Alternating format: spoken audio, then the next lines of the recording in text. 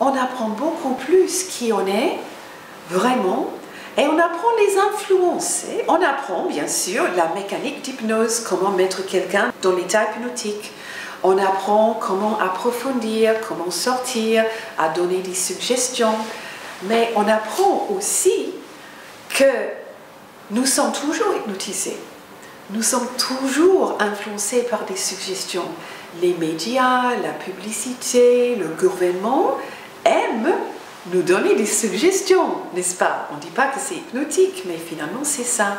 Donc en apprenant comment hypnotiser les autres, on reconnaît effectivement comment se protéger contre souvent ces influences qui sont quasi hypnotiques, mais dans le mauvais sens.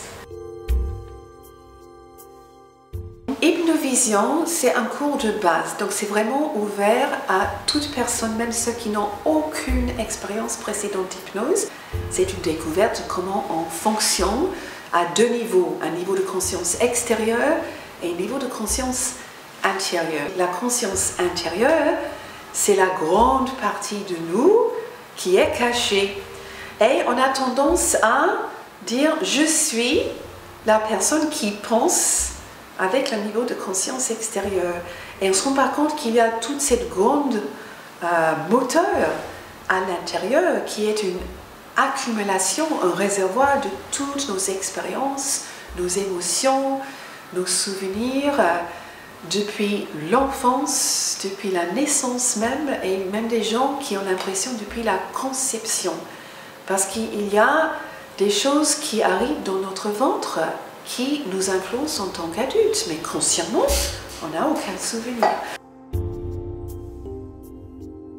Il y a des gens qui ne vont jamais être thérapeutes, mais qui font quand même les 4 jours de hypnovision.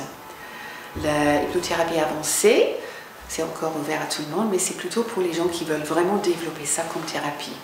On a des spécialités d'hypnose. On a ce qu'on appelle la thérapie des parties, on a hypnose cellulaire, on a autosabotage. Parce que c'est fini le temps où il faut passer des années et des années à comprendre son enfance, etc.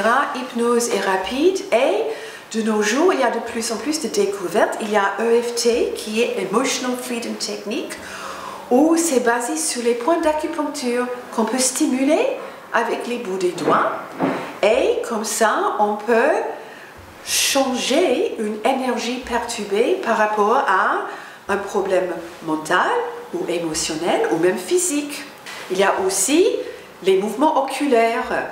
J'ai pris une forme assez générique pour montrer aux gens dans une journée effectivement comment utiliser les mouvements oculaires, surtout pour éliminer les anciens traumatismes ou angoisses.